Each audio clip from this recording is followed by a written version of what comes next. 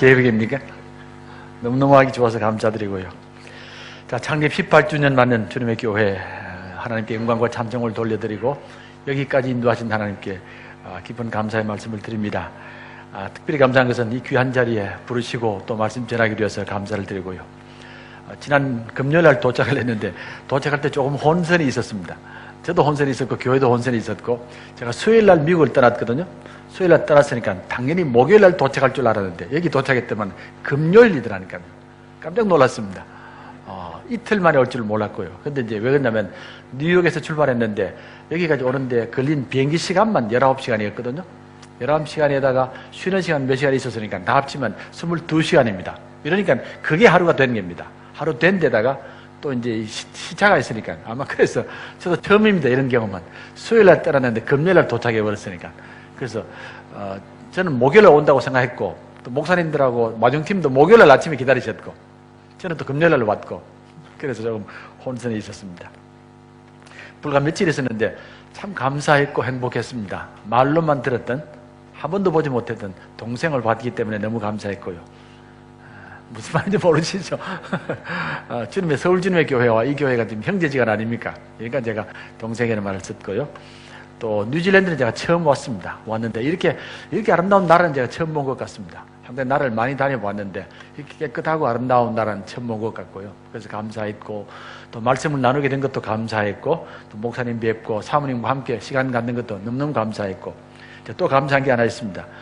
제가 이 시간 마치고 나서 테니스 시합 나가거든요.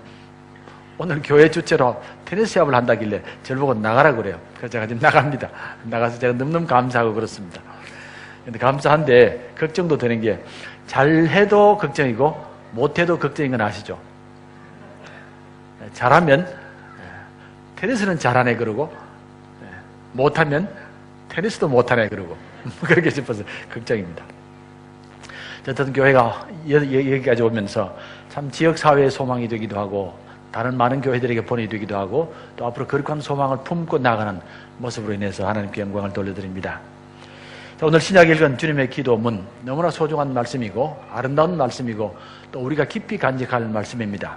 하지만 안타깝게도 이 말씀이 종종 천대받기도 하는 이런 말씀입니다.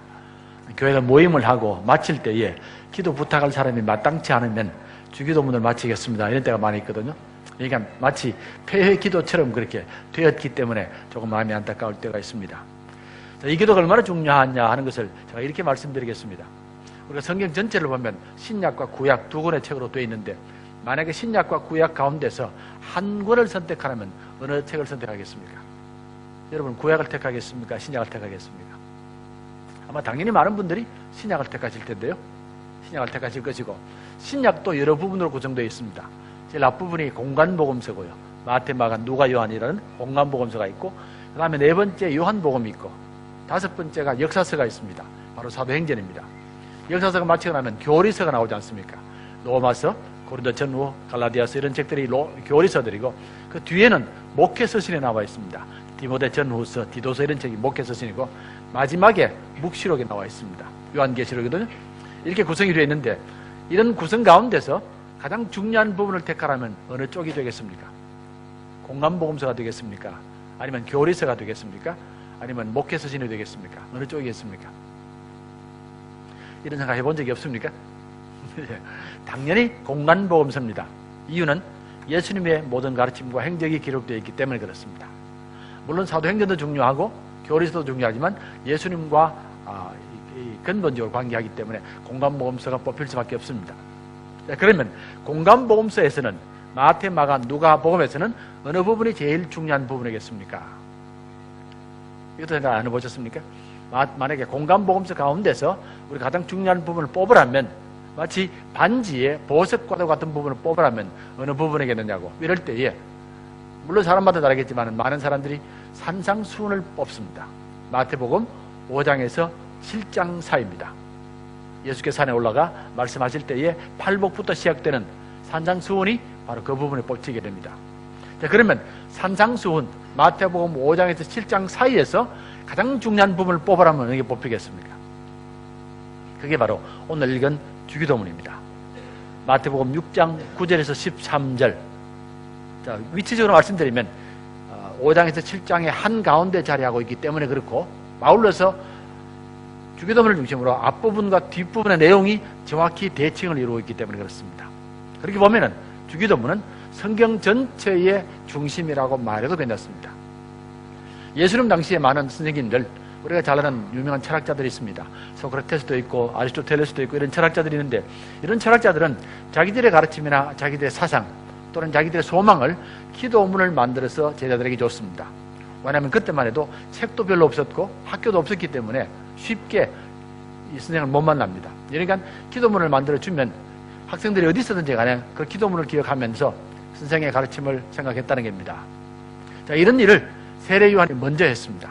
세례 요한이 제자들에게 기도문을 만들어 줬습니다. 이러니까 예수님의 제자들도 예수님께 부탁을 하는 겁니다. 우리들에게도 기도를 가르쳐 주십시오라고 이렇게 부탁을 했습니다. 우리들에게도 기도를 가르쳐 주십시오. 이때 주신 기도가 바로 오늘 본문에 나온 기도입니다. 당연히 이 기도 속에는 주님의 간절한 소망도 담겨져 있고, 주님의 사상도가 담겨져 있고, 주님의 삶도 가르침도, 그리고 우리를 향하신 주님의 그런 소망도 담겨져 있는 말씀입니다.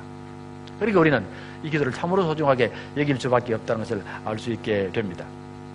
좀 개인적인 습관입니다만 거의 매일 아침에 주기도문을 외우면서 하루를 시작합니다. 오늘도 그랬습니다. 오래된 습관인데 요즘에는 하루에 한 4, 50번 외우고 시작합니다. 뭐 쓸데없이 그렇게 많이 외우느냐고요? 왜냐하면 제가 운동하면서 하루를 시작하기 때문에 그렇습니다. 운동할 때 주기도문 외우고 운동하면 제일 좋거든요. 무슨 말이냐면은 팔굽혀펴기 할 때에 하나, 둘, 셋, 넷 헤아리면 어렵지 않습니까? 이게 자꾸 이렇게 숫자 혼돈이 되거든요. 그러지 말고 주기도문을 한 5번쯤 외우면, 주기도문을 5번쯤 외우면 팔굽혀펴기를 한 80번 내지 100번 할 수 있습니다. 이렇게 하늘에 계신 우리 아버지 이렇게 하면서 하면 되고요. 또 다리 운동할 때도 우리가 뭐 하나 둘 해야지 말고 그냥 하늘에 계신 우리 아버지요 이름이 그렇게 여김을 받으니 이렇게 한 10번 하면은 또 한 100번쯤 하거든요. 이렇게 하면 하루에 주기도문을 난 상당히 많이 외웁니다. 외우는 뜻이 뭐냐 하면은 운동 잘하기 위해서가 아니고 주기도문이 내 삶 속에 깊이 스며들면 좋겠다는 이런 바람 때문에 그렇습니다. 물론 주기도문 외울 때는 그냥 암송한다는 차원은 아닙니다. 시간만 되면 가능하면 한 절 한 절을 묵상하며 나름대로 풀면서 외우게 됩니다. 하늘에 계신 우리 아버지, 하나님은 이 땅의 모든 생명들의 아버지가 되십니다. 생명을 지으셨고 생명을 먹이시고 생명을 살리시는 분입니다. 하나님 이름이 그렇게 여김받기를 원합니다. 이 땅의 모든 생명들이 하나님의 아버지됨을 알게 하시고 하나님께 영광 돌려드리기를 원합니다. 이렇게 풀어가면서 외우게 됩니다. 이렇게 하면 어떤 때는 마치 제 몸이 하나님의 거룩한 성전 앞에 나와 있는 그런 느낌을 받을 때가 많습니다. 자, 이 기도를 하면서 우리가 느끼게 되는 것은 이 기도가 무척이나 깊은 기도라는 것을 알 수 있습니다. 주님의 가르침, 주님의 삶이 함께 담겨져 있기 때문에 그렇습니다. 아울러서 느끼는 것은 기도를 많이 하는 것도 중요한데 기도를 바르게 하는 게 어쩌면 더 중요할지도 모릅니다. 기도는 바르게 하는 것이 중요합니다. 왜냐하면 기도가 신앙생활의 중심이기 때문입니다. 하나님 말씀과 함께 기도가 중심입니다. 그렇다면 기도를 바르게 해야만이 바른 신앙이 만들어지고 바른 삶이 만들어지기 때문입니다. 만약에 기도를 잘못해버리면, 기도를 이기적으로 하거나 세상적으로 하거나 육신적으로 기도를 해버리면 자연스럽게 신앙도 세상적으로 갈 수밖에 없습니다. 그런 면에서 기도를 바르게 할 수밖에 없습니다. 어떻게 우리가 기도를 바르게 하느냐? 당연히 주님께서 가르쳐 주신 기도의 본을 따라갈 수밖에 없습니다. 그래서 성경에서는 너희들이 이처럼 기도하라 이렇게 말합니다. 이처럼 기도하는 말의 의미는 이 주기도문을 외우라는 말 아닙니다. 주님처럼 기도하는 말입니다. 주님의 생각을 생각하고 주님의 소망을 품고서 주님께서 원하시는 것처럼 기도하는 모습을 가져야만이 우리의 신앙과 삶 또한 주님처럼 바뀐다는 말입니다. 그런 면에서 우리가 기도하되 바르게 기도하는 것이 중요하다는 말입니다. 저는 교회에서 새벽 기도할 때에 매일 아침에 내 가정을 위해서 기도를 합니다.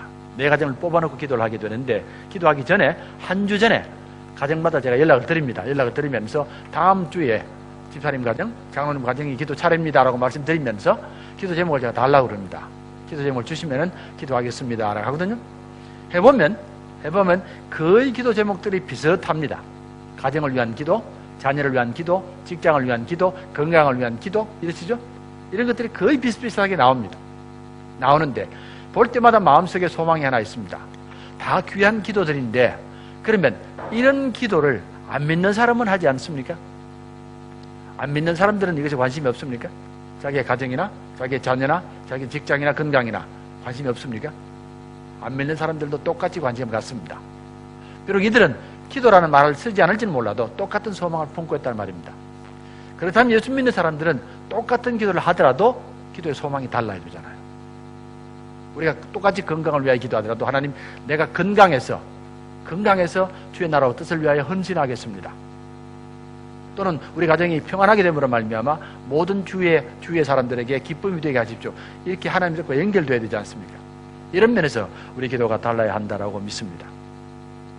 창립 18주년 맞는 주님의 교회에 주시는 첫 번째 메시지라고 믿습니다. 먼저 교회는 하나님의 나라 위하여 부름받은 신앙 공동체입니다. 교회는 하나님의 나라 위하여 부름받은 신앙 공동체입니다. 결국 교회는 우리 자신을 위하여 존재하는 것도 아니고 교회만을 위하여 존재하는 것도 아닙니다. 교회는 교회를 넘어선 더 큰 목적과 사명이 있다, 그 말입니다. 당연히 그것은 세상을 구원하시고 이 땅의 생명을 구원하시는 하나님의 거룩한 사명 때문에 부름받았고 그리고 세워져서 지금까지 역사를 이어왔다는 말입니다. 당연히 우리 마음속에, 우리 교회의 마음속에 하나님의 나라에 대한 거룩한 소망이 품어져야만 합니다. 이것이 주기도문이 말하고 있는 첫 번째 메시지입니다. 어느 목사님이 시골에 집회에 초청을 받았는데 처음 가는 길이어서 교회를 잘 못 찾았다고 그럽니다. 도착을 했는데 교회가 잘 안 보이거든요. 한참 찾다가 마침 할아버지가 계셔서 할아버지를 다가가서 물었습니다. 할아버지, 제가 여기 처음 왔는데 어느 교회를 찾습니다. 교회가 어디 있습니까? 라고 이렇게 여쭸더니만 할아버지가 상세하게 친절하게 가르쳐줬습니다. 이렇게 가라고. 그러니까 이제 그 말씀 듣고 감사합니다라고 가다가 생각해 보니까 내가 저분에게 전도하면 좋겠다고 마음을 먹습니다. 그래서 다시 돌아왔습니다. 돌아와서 할아버지 교회 나가세요 물었습니다. 그러니까 할아버지 교회를 안 나간다 그러거든요.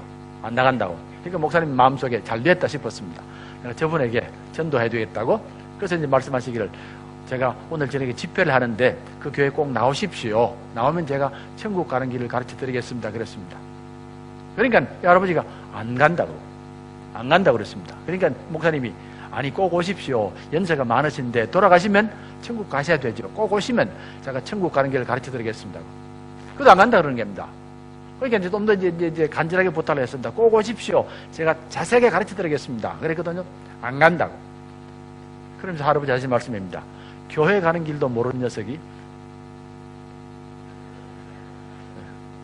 어떻게 천국 가는 길을 아느냐고 그러더랍니다. 자, 주기도문은 세 부분으로 구성되어 있습니다. 먼저 하나님에 대한 부분이 나옵니다. 하늘에 계신 우리 아버지 이름이 거룩히 여김을 받으시옵고, 두 번째는 우리에 관한 부분이 나옵니다. 우리에게 일용할 양식을 주시고 우리가 우리에게 죄 지은 자를 사해 준 것처럼 우리 죄를 사해 달라고 하는 부분이 나오고, 세 번째는 다시 하나님께로 돌아갑니다. 나라와 권세와 영광이 영원히 아버지 것입니다.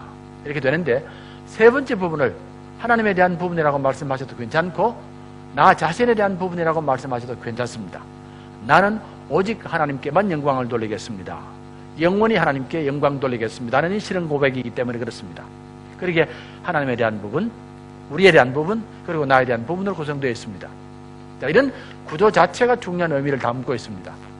주님께서는 가장 먼저 하나님의 나라를 구하셨고 가장 많이 하나님의 나라를 구하셨습니다. 다시 말씀드릴까요? 주기도문에 보면 주님께서는 가장 먼저 하나님의 나라와 하나님의 이름, 하나님의 뜻을 구하셨고 가장 많이 구하셨습니다. 주님의 기도 가운데서 가장 많은 부분을 차지하는 것이 바로 첫 부분입니다. 주님의 가장 간절한 소망도 하나님의 나라셨고 주님의 모든 삶의 소망의 우선도 하나님의 나라였다는 겁니다. 그래서 우리들에게도 너희가 먼저 하나님의 나라와 의를 구하라고, 그리하면 이 모든 것들을 너희에게 더하시라, 이렇게 말씀하시는 겁니다. 자, 그렇다면 당연히 예수 믿는 사람들로서 우리도 이렇게 해야만 되지 않겠냐는 얘기입니다. 우리도 이렇게 해야만 되지 않느냐. 우리 기도 가운데서도 우리가 정말 하나님의 자녀라면, 또는 하나님의 자녀가 되기를 원한다면 먼저 하나님의 나라를 구할 줄 알아야 되지 않냐는 말입니다. 왜냐하면 첫 부분에 이 땅의 고통이 있고 하나님의 고통이 있기 때문에 그렇습니다. 사람들이 겪는 모든 고통의 근본에는 하나님 이름을 거룩히 여기지 않는 것에 있고 하나님의 나라가 이 땅에 이루어지지 않는 데 있습니다. 달리 말씀드리면 사람들의 고통의 원인은 하나님 이름이 있어야 될 그 자리에 피조물을 얹어두거나 사람을 얹어두거나 아니면 황금을 얹어두기 때문에 그렇습니다. 만약에 하나님 자리에 독재자를 올려놓으면 이 땅의 모든 백성들이 고통을 당합니다. 만약 하나님의 자리에 황금을 올려놓으면 이 땅의 모든 사람들이 서로 싸우고 난리가 납니다. 그 하나님 자리에 나를 올려놓으면 이 땅의 모든 도덕과 윤리가 다 무너져 버립니다. 그러니까 이 땅의 모든 고통의 근본 원인은 하나님 자리에 하나님 이름이 놓여있지 않고 피조물이 놓여있는 겁니다. 이를 아셨기 때문에 주님께서는 가장 먼저 기도하신 겁니다. 이 땅의 수많은 종류의 고통을 보시면서, 우리의 고통을 보시면서 근본 해결책은 하나님의 이름이 거룩히 여김 받는 것이고 하나님께서 하나님의 자리에 앉는 겁니다. 이것이 우리들의 소망입니다. 그러면 하나님의 자녀들로서는 하나님 이름이 조롱당할 때에, 하나님의 이름이 팽개침을 당할 때에 당연히 안타깝게 이길 줄 알아야 되고, 그리고 이를 위하여 기도할 수밖에 없습니다. 하나님 이름이 거룩히 여김 받기 원합니다. 그래야만이 하나님의 영광이 회복될 뿐만 아니라 이 땅의 생명들이 고통에서 벗어난다는 말입니다. 첫 번째 기도의 제목입니다. 자, 그러면서 주님께서 기도하십니다. 하나님의 나라가 이 땅에 이루어지기를 원합니다. 이 땅에 이루어지기를 원합니다. 하늘에서 이루어진 것처럼 이 땅에서도 이루어지기를 원합니다는 말입니다. 의외로 많은 예수 믿는 사람들이 하나님의 나라 그러면 천당을 생각합니다. 천당을 생각하고 그 천당은 죽고 나서 가는 곳이라고 생각을 합니다. 그런데 죽고 나서 가는 천당은 기독교가 말하고 있는 천국이 아니고 불교가 말하고 있는 극락입니다. 다시 말씀드릴까요? 우리가 죽고 나서 만약에 가는 곳을 천당이라고 생각하면 그곳은 불교가 말하고 있는 극락이지 기독교가 말하고 있는 천국은 아닙니다. 불교는 빨리 세상을 떠나야만 합니다. 세상을 버려야 합니다. 그리고 천국으로 가야 되는 겁니다. 극락으로 가야 되는데 기독교는 아닙니다. 우리는 어떤 경우도 이 땅을 버리면 안 되고요. 왜냐하면 하나님이 지으신 땅이고 하나님이 사랑하시는 땅이기 때문에 그렇습니다. 모든 사람들이 세상이 악하다고 말하고 세상을 버려야 된다고 말할 때도 하나님은 말씀하십니다. 하나님이 세상을 이처럼 사랑하사 독생자를 주셨으니 이는 저를 믿는 자마다 영생을 얻게 하려 함이라고. 당연히 우리는 세상을 사랑할 줄 알아야 되고 죄악 가운데서도 하나님의 사랑을 볼 줄 알아야만 합니다. 그러게 하나님의 나라는 당연히 이 땅에 이루어지는 나라입니다. 제가 지난 금요일날 우리 교인들과 함께 말씀을 나눴는데 로마서 14장 17절에서 바울은 분명히 말하기를 하나님의 나라는 먹는 것과 마시는 것이 아니고 성령 안에서 의와 평강과 희락이라고 했습니다. 성령 안에서 의와 평강과 희락이 이루어지는 곳이 하나님의 나라입니다. 결코 하나님 나라는 어떤 신비한 곳을 말하는 것도 아니고 죽고 나서 가는 곳을 말하는 것도 아닙니다. 이 땅에 어느 곳이든지 간에 성령의 역사로 말미암아 의와 평강과 희락이 이루어지면 그곳이 하나님의 나라라는 겁니다. 교회가 하나님 나라가 되어야 되고 우리의 가정이 하나님 나라가 되어야 되고 우리 사회가 하나님의 나라가 되어야 됩니다. 그러면 왜 이 세 가지를 말하겠습니까? 왜 의와 평강과 희락이라고 했겠습니까? 이 세 가지가 대표적인 그런 가치가 되겠습니까? 이유는 하나님이 의의 하나님이시고 평강의 하나님이시고 기쁨의 하나님이시기 때문에 그렇습니다. 우리 하나님, 의의 하나님, 평강의 하나님, 기쁨의 하나님입니다. 그리고 이 땅의 모든 생명들의 고통은 불의함 때문이고, 그렇습니까? 불의함 때문이고, 관계가 어려운 불화 때문이고, 삶의 고통이 다가오는 불안 때문입니다. 이런 것들이 해결되어야만이 이 땅이 하나님 기뻐하시는 땅이 된다는 말입니다. 제 어머님이 얘기해 드릴까요? 어머님이 이제 결혼하기 전에 이런 서원을 하셨다고 그래요. 내가 결혼해서 첫 아들을 낳으면 하나님께 바치겠습니다. 하나님께 서원을 한 겁니다. 서원을 했는데 하나님께 바치겠다는 말의 의미가 뭔지 아시죠? 목사로 만들겠다 그 말입니다. 그랬는데 하필 그 자리에 제가 걸렸습니다. 제가 장남이거든요. 제가 장남이 됐는데 그러니까 그렇게 서원해 놓으시니까 아기가 태어나자마자 기도가 그렇게 나가는 겁니다. 하나님, 이 아이는 하나님께 바친 아들입니다. 그래서 저한테 늘 하시는 말씀이 너는 목사 될 아이라는 겁니다. 목사 될 아이라는 말. 이 말을 수없이 하는 겁니다. 특별히 무슨 나쁜 짓을 하면 어김없이 나오는 말씀입니다. 네가 목사 될 아이가 어떻게 이런 일을 하냐고 늘 그런 얘기를 하는 겁니다. 그 말이 듣기 좋겠습니까? 싫겠습니까? 목사 되는 게 좋으세요? 좋아 보이세요?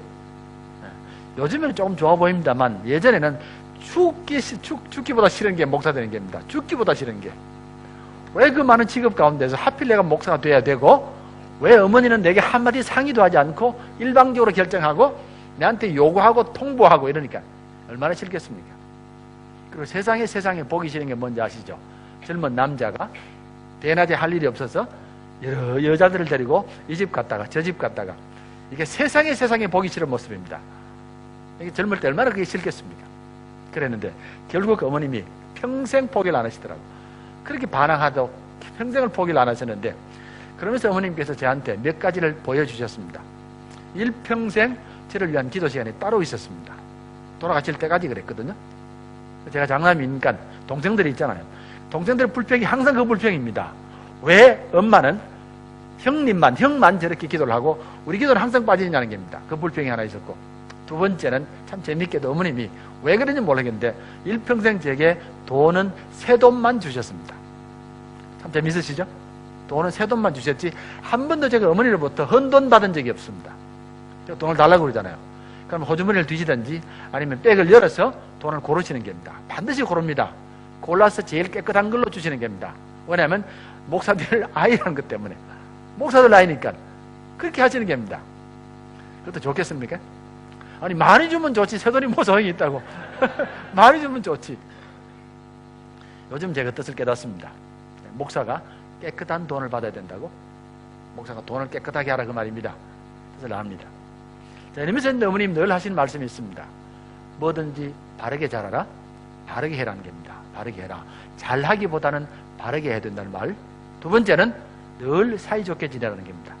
동생들과 사이좋게 지내고, 친구와 사이좋게 지내고, 주변 사람들과 사이좋게 지내라는 겁니다. 그리고 세 번째로는 앞으로 목회가 어려울 것이다라고. 목회는 결코 쉬운 일이 아니다. 기쁨으로 하라는 겁니다. 아무리 목회가 힘들어도 마음속에 기쁨이 있으면 감당해 나가는데 기쁨이 없으면 목회는 못한다는 겁니다. 이 세 가지를 늘 가르쳤습니다. 바르게 해라, 사이좋게 지내라, 기쁨으로 해라. 이 세 가지가 바로 오늘 본문이 말한 내용입니다.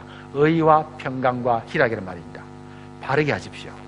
그리고 평화롭게 지내십시오. 그리고 기쁨으로 하십시오. 그 말입니다.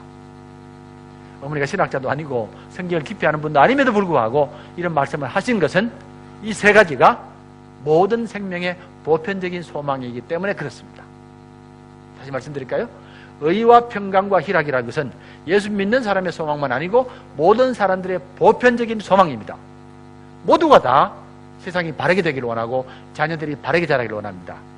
모두가 다 관계가 좋기를 바랍니다. 남편과 관계가 좋기를 바라고, 친구와 관계가 좋기를 바라고, 관계가 어려움을 당해버리면 고통이 너무 크기 때문에 그렇습니다.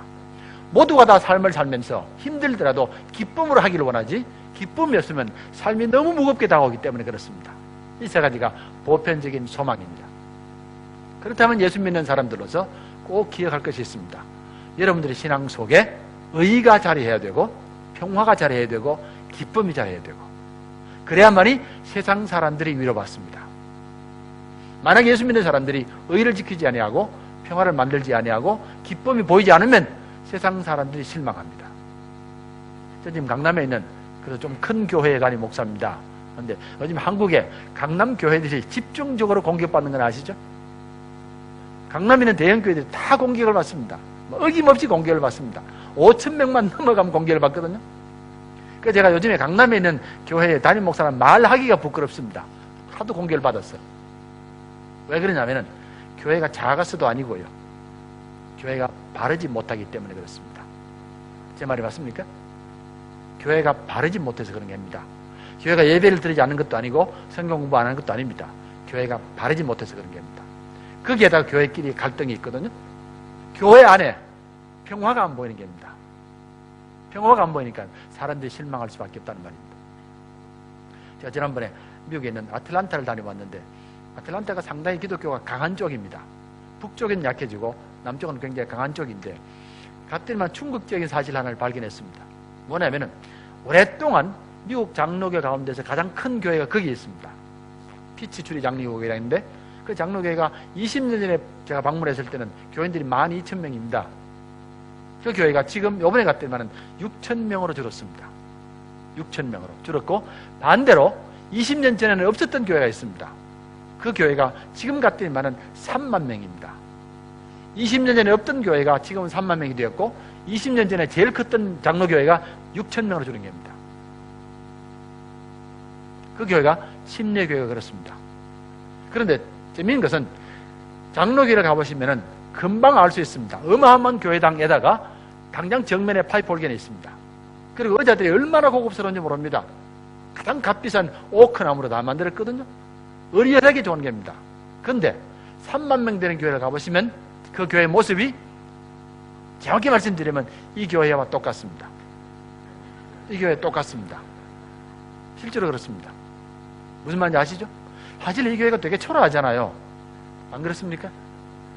우리 장로교회 한번 가보시면 예를 들어서 고딕 건물 아닙니까? 십자가 높이 솟아있고 들어가면 거창하지 않습니까? 들어가면 벌써 기가 죽잖아요. 우리가 천정도 높이 하고 그러지 않습니까? 근데 이 교회에 와보면 그렇지는 않거든요.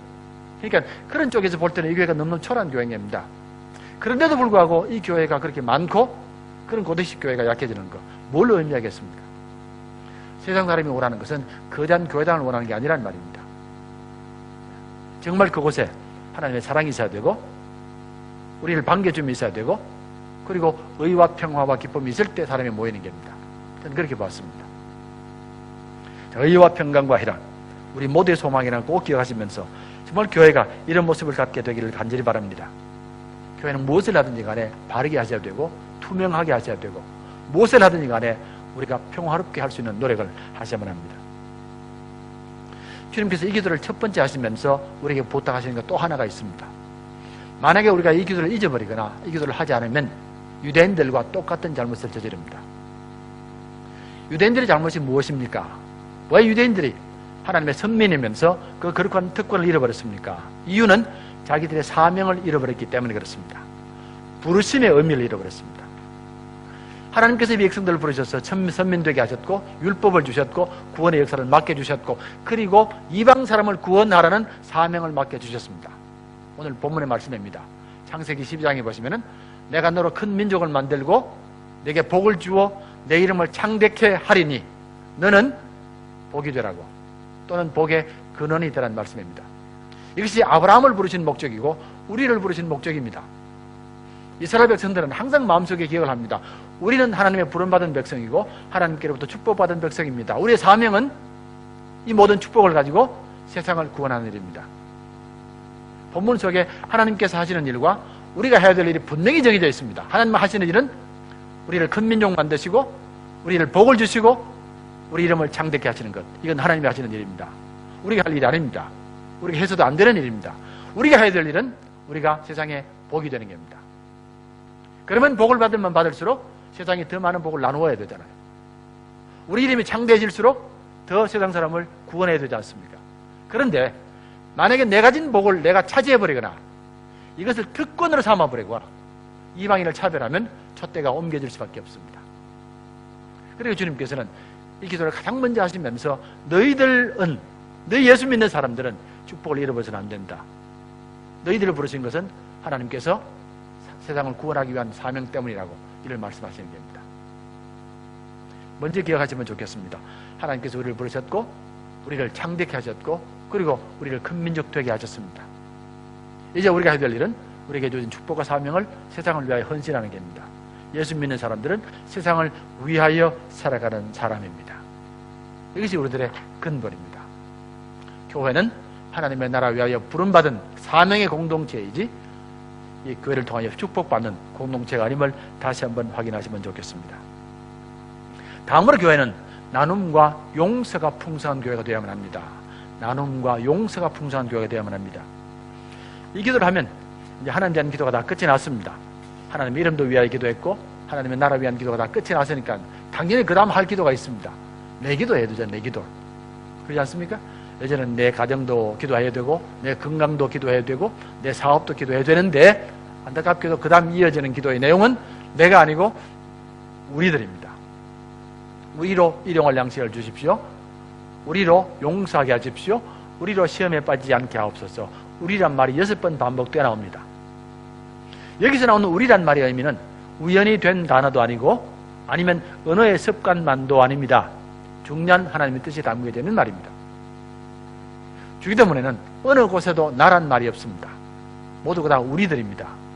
이 말은 하나님께서 우리들에게 우리로 살아란 말입니다. 우리로 사십시오. 예수 믿는 사람들은 나로 사는 사람들이 아니고 우리로 사는 사람들이란 말입니다. 다시 말씀드리면 남이 어려움을 당할 때에 우리 할 줄 알아야 되고 남이 기뻐할 때에 함께 기뻐할 줄 알아야 한다는 말입니다. 창세기 3장에 보시면 죄가 등장을 하게 됩니다. 선악과를 따먹으로 죄가 등장하게 되는데 죄가 등장하게 되면 이웃 관계가 완전히 달라져 버립니다. 죄를 짓기 전에는 당신은 내 뼈 중에 뼈요 살 중에 살이라 그랬습니다. 당신이 아프면 내가 아플 수밖에 없고 당신이 좋으면 내가 좋을 수밖에 없습니다. 이게 뼈 중에 뼈 살 중에 살이란 말인데, 죄를 짓고 나면 저 여자 때문에 내가 먹었습니다 그럽니다. 내 잘못을 상대방에게 돌리는 겁니다. 한 걸음 더 나가면 형이 동생을 죽이는 일이 벌어졌습니다. 또 한 걸음 더 나가면 내가 만약에 상처를 입으면 70배라도 갚겠다고 하는 이런 말이 나옵니다. 이와 같이 사람의 관계가 다 갈라져 버린 겁니다. 이제는 더 이상 우리가 아니고 나는 나고 당신은 당신이라고 하는 이런 개체로 나눠져 버리는 이런 모습을 갖게 되는 겁니다. 이제 우리 예수 믿는 사람들이 우리로 살 줄 알아야만 합니다. 여러분 사도행전 2장에 보시면은 성령의 역사하시면서 새로운 공동체가 나타나게 될 때에 나오는 표현 중에 하나가 뭐냐면은 모두가 자기 것을 자기 것이라 말하지 아니하더라. 우리 것이라는 겁니다. 하나님의 것이라는 겁니다. 이런 신앙의 고백이 나왔다는 말입니다. 우리에게 일용할 양식을 주옵시고, 첫 번째 기도입니다. 우리에게 일용할 양식을 주옵시고. 일용할 양식이란 말, 오늘 먹을 양식이란 말입니다. 아마 여기 나와 계신 분 가운데서 오늘 먹을 양식이 없습니다, 하나님 양식을 주십시오라고 기도한 분이 많지는 않으시죠? 그러시죠? 오늘 내가 먹을 양식이 없는데 주십시오 한 기도한 적이 있습니까? 아마 되게 없으시죠? 저도 기도 안 합니다, 그 기도는. 저는 며칠 먹을 건 있습니다, 그래도. 그렇거든요? 하지만 주님께서 기도하시라는 것은 나는 양식이 있지만 우리 가운데에 양식 없는 사람이 너무 많기 때문에 그렇습니다. 하나님께서 주신 생명 가운데서 양식 없어서 배고프게 이 하루를 맞는 사람이 너무 많기 때문에 그렇습니다. 특별히 우리가 1세대 사는 사람들, 1세계 사는 사람들은 거의 그 일을 모르지만 지금도 3세계로 넘어가면 얼마나 많은 사람들이 배고프고 양식이 없어서 고통하며 아침을 맞는지 모릅니다. 예전에 제가 신학교 있으면서 나이지리아 선교를 한 5개월 한 적이 있습니다. 5개 했는데 나이지리아에서 제일 가난하고 약한 족속에 들어갔습니다. 갔더니만은 이 사람들이 하루에 2번 밥을 먹는 겁니다. 2번 밥을 먹는데 우리처럼 쌀을 먹는 게 아니고 얌을 먹습니다. 얌이란 거 아시죠? 얌이란 게 고구마하고 감자가 비슷한 겁니다. 그걸 먹는데 하루에 2끼를 먹으니까 아침은 10시쯤 돼가 먹고 저녁은 5시에 먹는 겁니다. 그러면 5시 저녁을 먹고 얌을 먹으면 얌이 금방 배가 꺼집니다. 밤새 아이들이 배가 고픈 겁니다. 아침에 일어나면 새벽에 제일 먼저 우는 소리가 닭 우는 소리고 두 번째는 그와 함께 아이들이 우는 소리가 들립니다. 배고픈 소리입니다. 이런 소리를 매일매일 듣고 지냈습니다. 이렇게 아침을 맞으면서 양식이 없어서 울면서 아침을 맞는 생명들이 이 땅에 얼마나 많은지 모릅니다. 그 많은 사람들이 고통을 받는데 양식 없다는 게 얼마나 비참한지 모르시죠? 양식이 없으면 다른 아무것도 소용이 없습니다. 배가 지금 고픈데 이런 사람들이 그렇게 많다는 겁니다. 그러면 내가 양식이 있다고 그 사람들 내 몰라라 하는 것은 바른 성도의 자세는 아니라고 믿습니다. 비록 내가 직접 도와주지 못한다 할지라도 그들은 기억은 하고 계셔야 되잖아요. 그런 자세가 우리의 자세고, 나아가서는 내가 오늘 양식이 있을 때에 만족할 수 있으면 좋겠습니다. 우리는 하루 양식으로 만족하지 못하고 이틀 양식으로 만족하지 못하고 한 달, 1년 양식으로 만족 못하는 게 우리들입니다. 가지면 더 가질 수 있고 하려거든요. 이렇게 많은 것을 가지게 되면 결국 나 때문에 어려움 당한 사람들이 있기 때문입니다. 그렇게 주님께서는 먼저 우리에게 일용할 양식을 달라고 기도하신 겁니다. 자, 두 번째는 죄 용서의 기도입니다. 우리가 우리에게 죄 지은 사람을 용서해 준 것처럼 우리 죄를 용서하옵소서.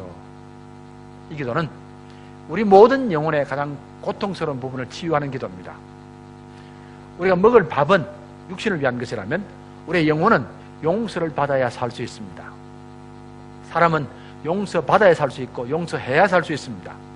용서받지 못하는 사람도 굉장히 고통스럽지만 용서하지 못하는 사람도 얼마나 고통스러운지 모릅니다. 여러분 아시죠? 남을 미워하면 내가 얼마나 힘든지 모릅니다. 미움 당하는 사람 못지않게 내가 힘듭니다. 그런 면에서 우리가 용서할 줄 알아야 되고 용서받을 줄 알아야 되고 그렇습니다. 칼 메닝거라는 분이 유명한 세계적인 심리학자입니다. 심리학자인데 이분은 신학적인 글도 많이 쓰는데 이분의 책에 보면 이런 내용이 나옵니다. 만약 정신병원에 있는 정신병 환자들에게 당신들의 죄가 용서받았습니다, 이를 확신만 시켜줄 수 있다면 그 다음 날로 하루 만에 정신병 환자 가운데서 75%가 병원을 나갈 것입니다. 그 말의 의미는 용서받지 못하는 것이 그만큼 무서운 고통이라는 겁니다. 용서해야 되고 용서받아야만 합니다. 왜 하나님께서 사람을 흙으로 지었겠습니까? 답은 아세요? 우리 흙으로 지었다고 알고 있잖아요. 답이 뭐냐면은 일평생 틀어서 먼지 안 나는 사람이 없기 때문에 그렇습니다. 일평생 죄를 짓거든요. 일평생 죄를 지으니까 만약에 용서받지 못하면 생명은 고통을 받는 겁니다. 그래서 주님께서 70번씩 7번이라도 용서하라고, 용서할 줄 알아야 된다는 말입니다. 또 한 가지 이 말씀 속에는 이 땅의 가장 큰 죄악의 역사를 주님께서 지적하십니다. 죄가 이 땅에 만드는 가장 큰 역사는 죄의 악순환의 고리를 만드는 겁니다. 악순환의 고리를 만들면서 내가 고통받으면 복수하라는 겁니다. 보복하라고. 내가 손해를 보면 저 사람에게 손해를 끼치라는 겁니다. 내가 상처를 입으면 저 사람에게 상처를 주라는 겁니다. 용서하지 말고 복수하라는 겁니다. 이게 악순환의 고리입니다. 우리 모든 사람을 이 악순환의 고리 속에 묶으면서 우리 모두를 다 고통으로 몰아가는 겁니다. 우리가 용서한다는 말이면 이 악순환의 고리를 내가 끊겠다는 말입니다. 그래서 나도 살지만 이웃도 살리겠다는 겁니다. 그리고 죄의 권세를 무너뜨리게 한다는 겁니다. 우리 예수 믿는 사람들이 용서하는 것은 내가 힘이 없어서도 아니고 내가 잘못해서도 아닙니다. 내가 잘했음에도 불구하고 내가 용서를 구하는 것. 왜냐하면 악순환의 고리를 끊기 위해서 그렇습니다. 그래야만이 생명이 살기 때문에 그렇습니다. 해바라기라는 책이 있는데 영어로 sunflower입니다. 이 책을 쓴 사람이 사이먼 비젠탈이라는 분인데 유대인이고요. 유대인인데 이분이 독일의 포로 수용소에서 살다가 풀려난 사람입니다. 난 사람인데 이분이 자기 어머니와 할머니, 친척들 87명이 함께 포로 수용소에 끌려가게 됩니다. 어린 나이에 끌려갔습니다. 끌려갔는데 어머니는 자기 눈앞에서 화물차에 끌려가서 죽었고 할머니는 자기 눈앞에서 독일 병정의 총에 죽습니다. 그리고 87명의 친척이 다 포로 수용소 안에 죽습니다. 근데 이분이 어릴 적에 들어갔다가 나중에 살아납니다. 살아나는데 살아나오면서 함께 나온 사람들과 맹세를 했다고 합니다. 어떤 경우도 잊어서는 안 된다. Never forget 이란 말. 어떤 경우도 용서해서는 안 된다. Never forgive란 말입니다. 어떤 경우도 독일 사람을 용서해서는 안 되고 이들 잊어서는 안 된다고. 그래서 이분은 나중에 세계적인 나치 추적자가 됩니다. 일평생을 숨어있는 나치를 찾아서 법정에 세우는 일을 하자는 겁니다. 비젠탈이라는 분이 유명한 분입니다. 근데 어릴 적에 독일 포로 수용소에서 하루는 독일 부상자들, 독일군 부상자를 돌보는 병원에서 일을 하게 됩니다. 한데 그 병원은 자기가 다녔던 어릴 적의 학교입니다. 거기서 쓰레기 치우는 일을 하는데 한 번은 간호사가 오더라는 겁니다. 간호사가 오더니만 따라가자고. 그래서 따라갔더니만은 독방에 독일 병사가 홀로 있는 곳으로 자기를 데려갔습니다. 그리고 간호사는 떠났습니다. 그래서 이제 홀로 있는 독일 병사에게 갔더니만은 그 독일 병사가 누워서 말을 합니다. 내 이름이 칼이다고. 이렇게 말하면서 당신이 유대인이냐고? 맞습니다. 그러면 내가 할 말이 있다고 내 말을 끝까지 들어달라고 부탁을 합니다. 그러면서 독일 병사가 자기 얘기를 하는 겁니다. 내가 원래는 천주교 신자였지만은 히틀러 소년단에 가입하면서 신앙을 포기했고 히틀러에게 충성하다가 얼마 전에 러시아와의 전투에서 내가 큰 부상을 당했습니다. 내가 이제 죽을 때가 다 됐다는 말입니다. 그런 얘기를 하는 동안에 비젠탈이 그걸 벗어나려고 몸부림칩니다. 내가 왜 당신 얘기를 들어야 되느냐고, 독일군 병사 얘기를 들어야 되느냐고. 그럴 때에 이 병사가 손을 놓지 않습니다. 끝까지 들으라고, 꼭까지 달라고 부탁을 합니다. 그러더니만 하는 말이 뭐냐면은 최근에 우크라이나에서 독일 병사와 러시아 병사가 싸운 얘기를 하는 겁니다. 우크라이나 어느 마을에서 러시아와 전투하는 가운데서 독일 병사들, 자기들의 병사가 30명이 죽었습니다. 그리고 전쟁이 끝이 났습니다. 끝이 나니까 이 독일군들이 그 보복을 어떻게 하느냐면은 러시아에게 진 보복을 유대인들에게 보복을 하는 겁니다. 그 마을에는 유대인들 전체를 다 모아놓고 어느 그물에 가둬놓고 기름을 뿌렸습니다. 그리고 불을 지릅니다. 그리고 튀어나오는 사람이 있으면 밖에서 다 총으로 다 죽이는 겁니다. 이런 일을 했는데 그러면서 자기 얘기를 합니다. 내가 봤을 때에 한 가족이 2층에서 뛰어내리더라는 겁니다. 아버지와 어머니와 아기가 뛰어내리는데 아기 눈에는 수건이 이렇게 둘러져 있었습니다. 아기의 눈을 가리고 세 가족이 뛰어내린 겁니다. 뛰어내릴 때에 내가 그 사람들을 쐈습니다. 셋 다가 죽었습니다. 그 일이 있고 난 뒤에 내가 그 일로 말미암아 죄책감으로 견디지를 못하고 여기까지 왔습니다. 이제 내가 곧 죽을 텐데 나를 용서해달라고, 내가 당신 유대인들에게 용서를 받고 내가 평안하게 죽고 싶습니다는 이런 간절한 애원을 하는 겁니다. 자, 이때 이젠달이 그때의 어린 심정을 책에서 이렇게 기록합니다. 저는 말없이 서서 창밖을 내다보고 있었습니다. 하늘 높이 떠오른 태양이 맞은편 건물에 빛을 비추어 마당에 작은 그림자를 만들었습니다. 바깥의 찬란한 햇빛과 방 안에 깔린 죽음의 그림자는 너무나 잔혹한 시대에 그 그림자를 대조적으로 보여주고 있었습니다. 침대에 누워있으면서 평안하게 죽고 싶지만 끔찍한 범죄 기억으로 안식할 수 없는 그 독일 병사 곁에 제가 서 있었습니다. 저는 전 세계를 공포로 몰아넣었던 그 사람의 죽음을 결코 평안하게 볼 수가 없었습니다. 결국 저는 마음을 결심했고 그 손을 뿌리치고 방으로 나와버렸습니다. 그렇게 한 겁니다. 그러면서 훗날 비젠탈이 친구들에게 묻습니다. 너희들이라면 내가 있을 때 어떻게 했겠느냐고 묻습니다. 32명에게 물었더니만은 27명이 똑같이 대답을 합니다. 그것이 마땅한 도리다고, 네가 잘했다는 겁니다. 그런 사람은 당연히 지옥 가야 된다고 그렇게 대답을 하는 겁니다. 우리가 연약할 때의 그 기약대로 그리스도께서 경건치 않은 자를 위하여 죽으셨습니다. 의인을 위하여 죽는 자가 쉽지 않고 선인을 위하여 용감히 죽는 자가 혹 있거니와 우리가 아직 죄인 되었을 때에 그리스도께서 우리를 위하여 죽으심으로 하나님께서 우리에게 대한 자기의 사랑을 확정하셨느니라. 우리가 원수 되었을 때에 그 아들의 죽으심으로 말미암아 하나님으로 더불어 화목되었은즉 화목된 자로서는 더욱 그의 살으심을 인하여 구원을 얻을 것이니라. 교회는 용서하는 공동체입니다. 그래야만이 생명이 살 수 있습니다. 그 다음으로 주기도문은 교회가 성령의 공동체가 되어야 한다고 강조하면서 이어집니다. 우리로 하여금 시험에 들지 말게 하옵소서. 예수 믿는 사람들이 다가오는 수많은 유혹을 이길 수 있는 길은 오직 기도함으로 성령의 도움을 받을 수 있는 길밖에 없습니다. 예수 믿는 사람들은 성령의 사람들입니다. 성령의 능력으로 살아가고 성령의 인도하심으로 살아가고 성령의 권세로 살아가는 사람들입니다. 더 이상 여러분들에게나 제게는 내 영으로 사는 것도 아니고 세상의 영으로 사는 것도 아니라 하나님의 영으로 산다는 거룩한 신앙 고백이 있어야만 합니다. 하나님께서 사람을 만드실 때에 흙으로 만드셨다고 기록됩니다. 흙입니다.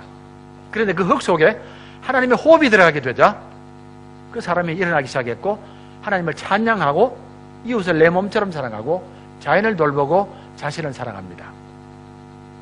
단지 하나님의 호흡이 흙 속에 들어가자 이런 일이 벌어지게 된 겁니다. 만약에 흙 속에 하나님의 호흡이 떠나버리면 흙입니다. 아니면 그 속에 악한 영이 들어가는 겁니다. 오히려 하나님을 배척하고 사람을 괴롭게 하고 자연을 황폐시키고 자기를 미워하는 일이 벌어진다는 말입니다.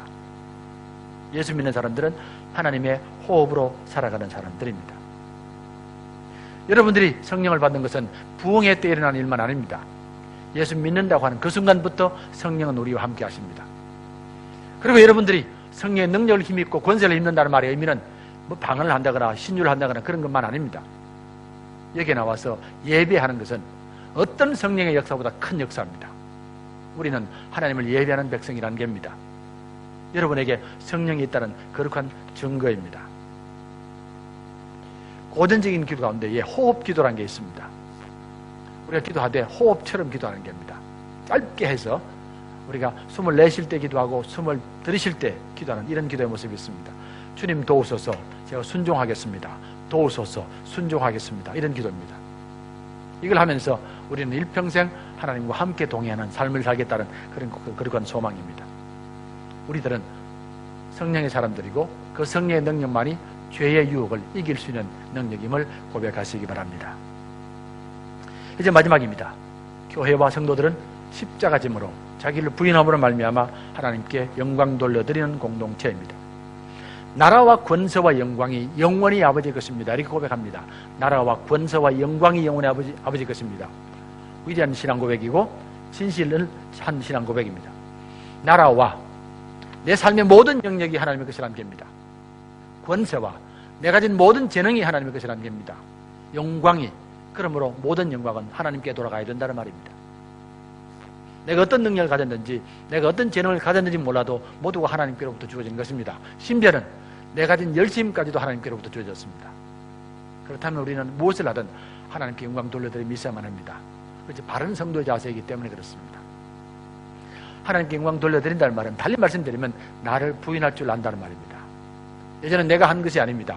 이제는 내 것이 아닙니다. 내 영광 아닙니다. 그 말입니다. 제가 어제 그런 말씀 드렸습니다.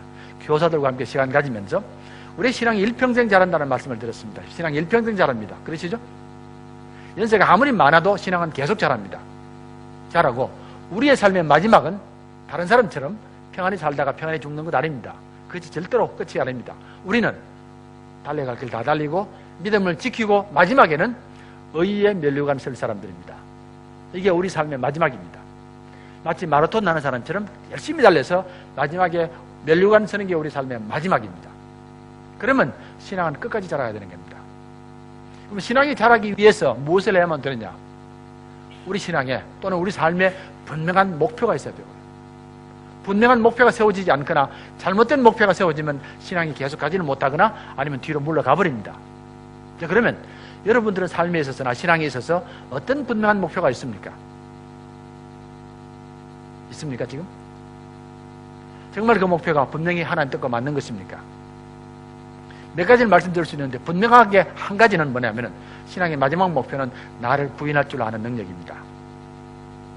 그리고 하나님께 영광 돌려드리는 능력입니다. 내가 한 것 아니고 내 것도 아니고 모든 영광은 하나님께 돌아가야 됩니다. 하나님께서 도와주셨습니다. 하나님 함께 하셨습니다. 이 고백이 나와야지 우리가 성숙이 되는 겁니다. 우리가 십자가 진다는 말의 의미는 결코 우리를 고통받겠다는 말 아닙니다. 우리들 하여금 나를 부인할 줄 알고 하나님께 영광 돌려드리는 말입니다. 얼마든지 여러분이 잘 살 수 있고 얼마든지 높은 곳에 다 가질 수 있습니다. 아무 관계 없습니다. 그러나 십자가 지는 사람들은 이 모든 것들이 하나님의 것임을 알고 하나님께 영광 돌려드린 사람들입니다. 자, 사랑하시는 성도 여러분, 주님의 기도문은 우리가 한 번씩 할 기도도 아니고 패배 때 할 기도 아닙니다. 우리가 호흡처럼 기도할 것입니다. 이 속에 주님의 소망이 담겨져 있고 주님의 삶이 담겨져 있고 우리를 향하신 주님의 뜻이 담겨져 있기 때문에 그렇습니다. 여러분과 저는 하나님의 나라를 위하여 부름받은 사명자들입니다. 하늘에 계신 우리 아버지, 당연히 이 말이 우리의 기도의 첫 번째 기도가 되어야 되고 가장 많이 하는 기도가 되어야만 합니다. 아버지의 뜻이 하늘에서 이루어진 것처럼 땅에서도 이루어지게 하옵소서. 당연히 이제 우리의 삶은 의로운 삶이 되어야 하고 평화의 삶이 되어야 되고 그리고 기쁨의 삶이 되어야만 합니다. 나아가 우리의 삶은 세상 사람을 향해서 물질의 축복을 나누는 삶이 되어야 되고 영적 축복도 함께 나누는 삶이 되어야만 합니다. 우리에게 일용할 양식을 주옵시고 우리가 우리에게 죄 지은 사람을 용서해 준 것처럼 우리 죄를 용서하옵소서. 이제 우리는 늘 하나님의 영을 기억하며 하나님의 영의 도움을 받을 것입니다. 성령의 능력만이 우리를 죄에서 빠지지 않도록 도와주는 힘이기 때문입니다. 나라와 권세와 영광이 영원히 아버지의 것입니다. 날마다 자신을 부인함으로 십자가 지고 하나님께 영광 돌려드리는 삶을 살 것입니다. 교회가 또는 성도들이 18주년 맞으면서 다시금 하나님의 부르심을 기억하고 이제는 우리 삶이 하나님의 나라 위하여 헌신하는 복된 삶이 되기를 간절히 축원합니다. 기도하겠습니다. 감사하신 우리 하나님 아버지, 하나님께서 세상의 역사를 주관하시고 우리 각자의 삶의 역사를 주관해 주셔서 하나님의 거룩한 나라 이루게 하심을 감사드립니다. 하나님께서 18년 전에 이곳에 교회를 세워주시옵고 여기까지 오게 도와주셨습니다. 때로 거센 바람도 이기게 해주셨고 거친 풍랑도 이기게 해주셨고 우리 가운데 갈등과 분열도 이길 수 있도록 은혜 베풀어 주신 것을 감사드립니다. 이제는 이렇게 아름다운 교회로, 이렇게 건강한 교회로, 이렇게 소망 있는 교회로 삼아주신 것을 감사하옵고